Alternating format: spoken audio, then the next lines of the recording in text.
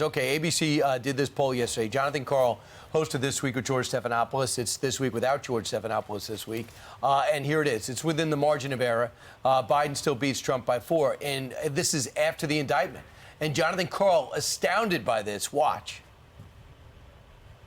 A poll from Quinnipiac on a possible Biden-Trump matchup puts Biden at 48%. Trump at 44%. This is a poll, again, taken largely after the indictment. I mean, that's got to make you a little nervous. That's within the margin of error. That is a statistical tie. So what does that say about Biden if he's barely beating or in some polls actually losing? He's losing on a lot of polls, head-to-head with Trump and DeSantis. It doesn't say, I don't believe, to answer John Karl's question, it says that much about Biden. Whatever the opinion is of Biden is somewhat baked into the cake. I think the American people understand. I think they have a clear eye of Joe Biden and his shortcomings. What I think this poll reflects, and to explain John Karl's shock, is that the American people, when it comes to this indictment, he's suggesting, wow, how did the indictment not push down the numbers of Donald Trump? The answer to that is that the American people see this entire story and they are answering you that this is about a system and the media that they no longer trust, and they're passing their opinion on. You are not going to control what we believe about who should be the next president of the United States. Well, all the people that they talk to are Democrats. They cater to the Democrats. Those are their viewers. And they're shocked. They're shocked when they see a poll like this. They cannot believe that the American people still, after everything, would still vote for Trump. And then you have Republicans, and they are shocked that they're not covering it fairly, that this is happening to Trump and not to Biden, who also had classified information. And there's a part of them that feels like he is not being treated fairly, so we will vote for him because we know we like his policies, he's tough, and we see now the curtain is open and we see what's happening to him. To dig a little deeper in that poll, I thought this was fascinating. Republicans and independents who lean Republican. In February, they were asked, what do you think of Trump? 68% said they have a favorable view.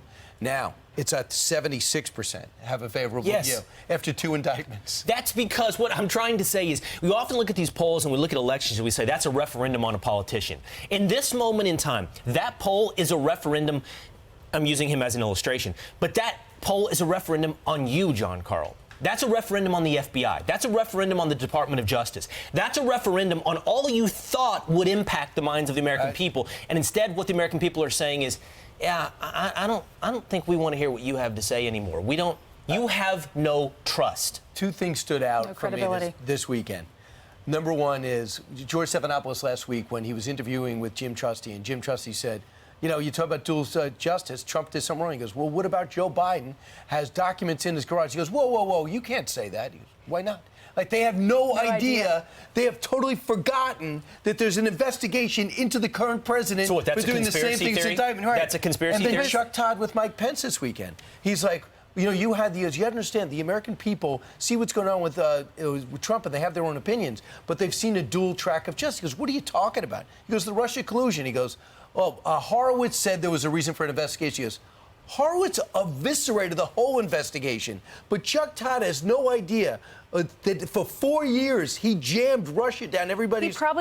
He's probably not aware of Burisma either. The Durham report, as well as the Mueller report, and then you have Horowitz's IG report, which eviscerated Comey and everybody, but they don't read it, so they don't understand how people feel on the other side. Remember during a period in June when I think it was the 5th through, what was it, producers, like the 5th through the 12th, when we looked at ABC, NBC, and CBS, zero reporting, zero on the Burisma story. Yeah. Like, what was it, 291 minutes on Donald Trump's indictment? Yeah, it was overwhelmed because of the historic indictment. But you got to think at the other side. Just let me bring this up. There's some movement on with some records, bank records that reveal that perhaps the Biden family was at least you could say that the investigation reveals that perhaps the Biden family was profiting off President Biden when he was vice president and some of these business dealings to be reviewed further. So my hope is that Catherine Herridge at CBS will get us some airtime to pursue that story.